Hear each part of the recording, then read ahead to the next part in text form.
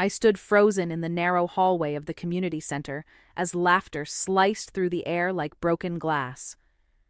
It wasn't joyful laughter, it was sharp, mocking, aimed with precision. Every sound bounced off the beige walls and landed straight in my chest. I could feel my pulse in my ears, loud enough to drown out my thoughts, but not loud enough to stop what was happening right in front of me. My aunt, Margaret Wilson, stood a few steps ahead of me, her shoulders slightly rounded, her posture small in a room that suddenly felt too big. Voices rose around her, careless and cruel. Someone said she was weak. Another said she had waited too long for everything in her life, too long to speak, too long to act, too long to matter. Each word landed like a slap, and the people saying them didn't even flinch. Then Diane Parker stepped forward with that familiar smug smile, the one that always looked practiced in a mirror. Her voice cut through the noise, clear and confident. "All that patience of yours," she said loudly, making sure everyone heard. "It's just another word for failure." She laughed at her own line, proud of it, and a few others joined in, eager to stay on the right side of cruelty. Phones came out almost instantly. Screens lit up. I saw people angling for better shots, whispering, nudging each other. The whispers didn't stay whispers for long. They grew into open ridicule, commentary layered over commentary, as if my aunt were entertainment instead of a person. The hallway felt tighter with every second, like the walls were closing in to watch too. Heat rushed up my chest and into my throat. My hands clenched without me realizing it. I watched my aunt lower her eyes, just slightly, like she was trying to protect something fragile inside herself. That small movement hurt more than any insult. It was the quiet acceptance that made my stomach twist. The worst moment came when Diane tilted her head and looked my aunt up and down, slow and deliberate. "A woman who waits this long," she said, "ends up with nothing. No respect, no power." The room went still for half a second, just long enough for the words to sink in. That wasn't just an insult. That was an attempt to erase her worth entirely. I scanned the faces around us. Some people smirked, some looked away. No one stepped in. The room chose its side in silence, and silence sided with cruelty. It always does. I felt suddenly aware of how alone she was standing there, surrounded by people who had benefited from her kindness for years. I noticed my aunt's hands trembling at her sides, not dramatically, just enough that I could see it if I focused. She pressed her fingers together, steadying herself. Her mouth opened for a moment, then closed. She said nothing, not a single word. That restraint was almost unbearable to watch.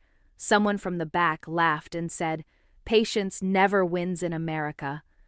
The line got another round of laughter, louder this time. It echoed off the ceiling, hollow and ugly. I wanted to scream. I wanted to tear every phone out of every hand in that hallway. Instead, memories flooded me. Every sacrifice my aunt had made without ever announcing it. Late nights, quiet compromises, dreams set aside so others could move forward. All of it hidden behind that calm face, that steady presence everyone took for granted. They saw stillness and called it weakness. They saw silence and called it nothing. The humiliation didn't feel accidental. It felt deliberate, calculated, like this moment had been building for a long time, waiting for the right audience. And as I watched her stand there, absorbing it without defense, it felt final, like they believed this was the last word on who she was. Something shifted inside me then. A cold clarity settled where anger had been burning. I knew with absolute certainty that this moment would change everything, not just for her, for all of us who were watching. As the laughter continued and the phones kept recording, I made a promise silently, deep in my chest. This would not be the end of her story. They thought patience had emptied her of power. They had no idea what it had been building. I rewind to my childhood, back to the years I spent living under my aunt's roof, when the world had already taught me how easily people disappear when you become inconvenient. That house wasn't big, but it felt like safety. It smelled like brewed coffee in the mornings and quiet determination at night. That was where Margaret Wilson became more than my aunt. She became my shelter. She took me in when no one else would. No speeches, no conditions, just a spare room, a clean bed, and the unspoken promise that I wasn't a burden. I didn't understand it then, but what people later called her patience was never softness. It was survival. It was how she learned to keep going without breaking. For years, family members spoke over her at gatherings.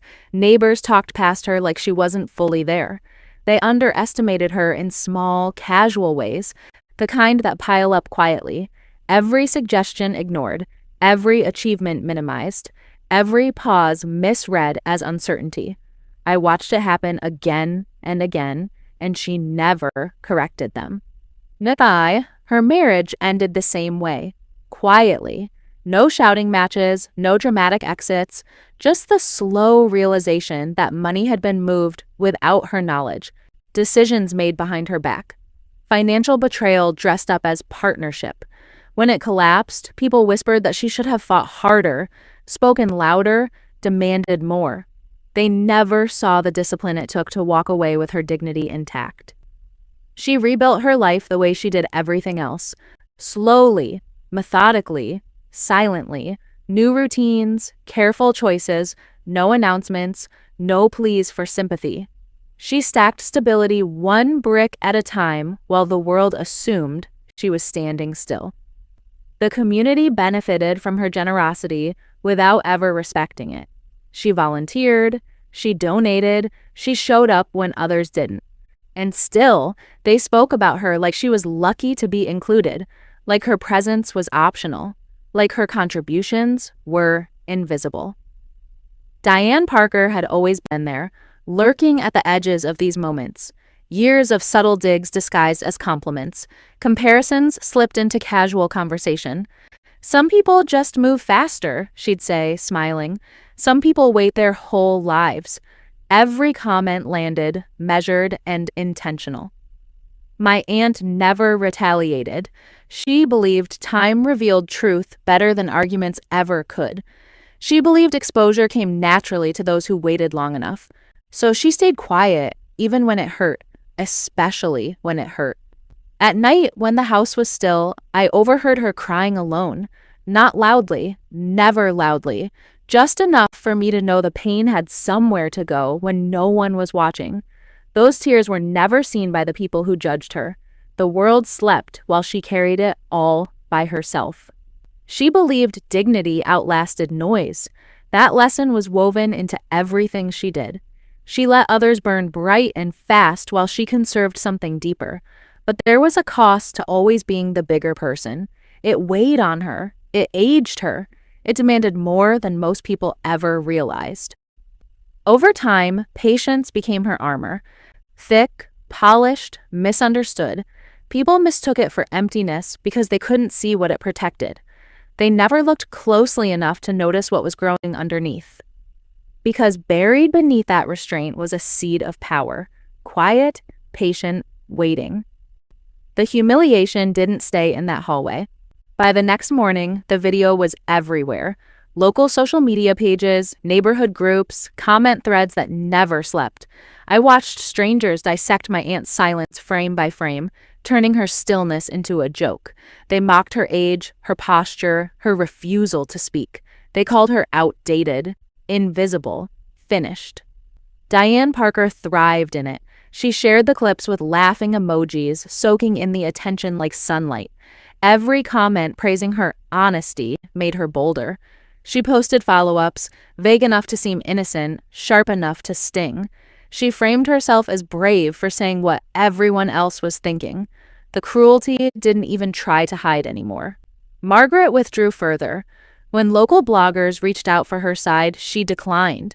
When neighbors asked if she wanted to explain herself, she smiled politely and said nothing. No defense, no clarification, just distance. It was like she had stepped behind a glass wall, present but untouchable. I couldn't stand it. I confronted Diane privately outside a grocery store parking lot. my voice shaking with restrained fury. I told her she'd crossed a line. That humiliation wasn't truth. She laughed in my face, loud, careless. She leaned closer and said, "Your aunt had her chance. She waited too long."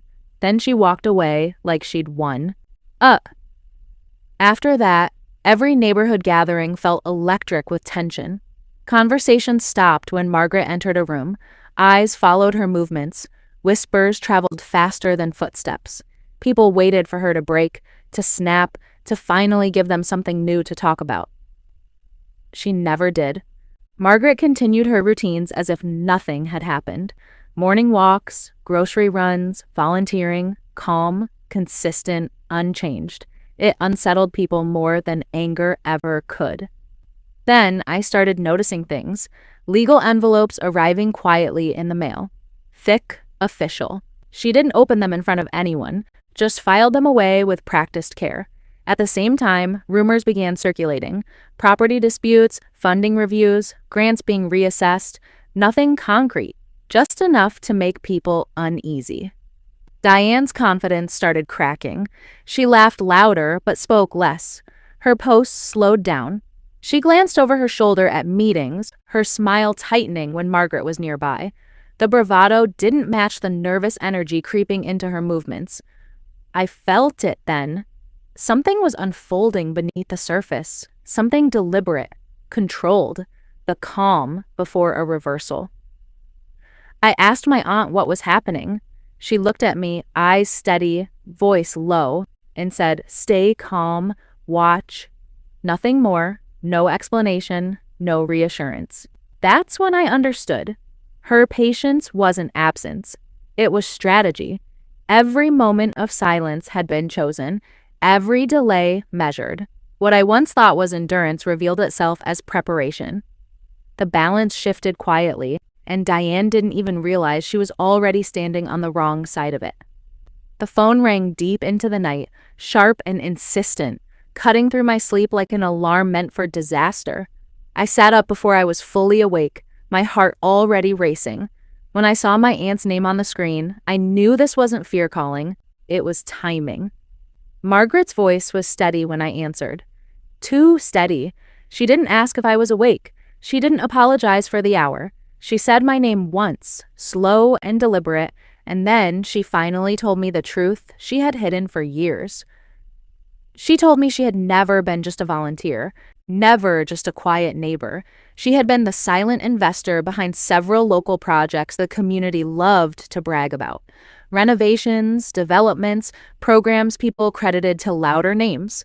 Her money had been there first, her signatures buried where no one bothered to look. Then she said Diane's business name, and my stomach tightened. Margaret explained calmly that Diane's entire operation relied on property Margaret legally owned. Leases, extensions, protections quietly renewed year after year. All of it granted out of patience, out of restraint. The humiliation changed that. Margaret said it plainly. Being mocked publicly didn't break her. It clarified something. She realized she had spent years protecting people who wouldn't hesitate to humiliate her. That protection ended the moment respect did. I finally understood then. Patience hadn't been waiting for courage. It had been a strategic delay, a choice, a positioning. She had been watching patterns, building leverage, letting arrogance grow unchecked. She laid everything out in front of me.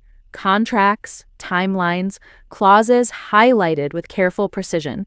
Every document a piece of the trap already set. She didn't rush. She didn't raise her voice. She explained consequences like facts of nature. The calm in her voice terrified me more than anger ever could. There was no hesitation, no doubt, just certainty. She wasn't emotional. She was resolved. What? She told me it was time to act, not react.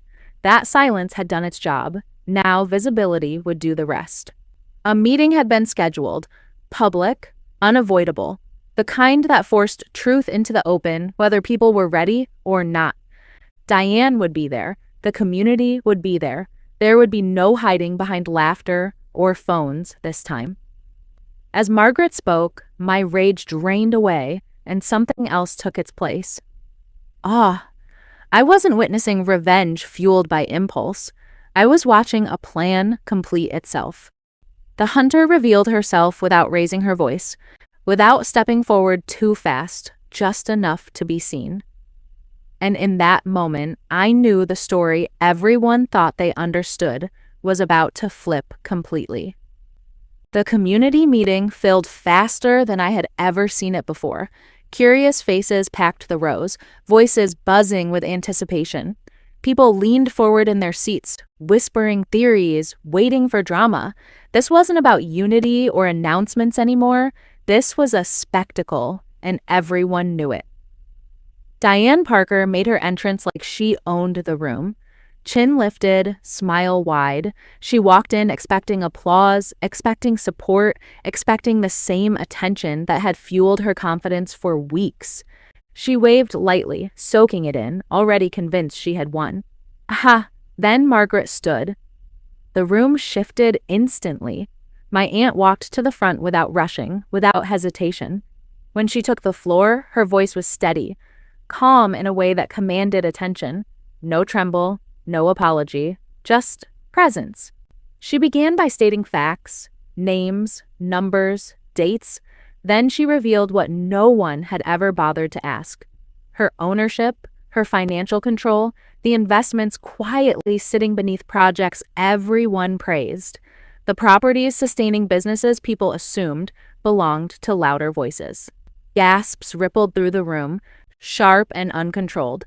Heads turned, phones lowered, reality landed hard. I watched Diane's smile collapse in real time. It didn't fade, it cracked. Her eyes darted, searching for confirmation that this wasn't happening. Her posture stiffened as control slipped through her fingers. That was when legal notices were served. Right there, clean, official, unavoidable. Papers placed into Diane's hands with the finality of a verdict. The sound of pages shifting was louder than any shout. Margaret continued, unshaken.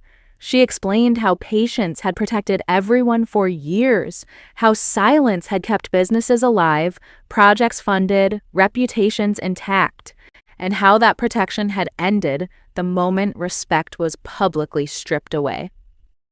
Diane tried to interrupt. Her voice broke through the air, sharp and desperate. "You can't," she started, but it went nowhere. Margaret didn't raise her voice. She didn't acknowledge the attempt. She simply kept speaking, and the room followed her lead. How? Evidence came next. Clear, documented, undeniable. Exploitation disguised as entitlement. Disrespect mistaken for confidence. Every assumption Diane had built her image on was dismantled piece by piece. The crowd went silent, not shocked anymore, ashamed. People stared at the floor. Some shifted uncomfortably in their seats. No one clapped. No one laughed. There was nothing left to defend. Margaret ended with a single line, delivered without bitterness. She said respect is not given to the loudest voice, but earned by how you treat the people who stand quietly beside you. That was it. No threats, no insults, no celebration. So, justice felt surgical, not cruel, precise, deserved.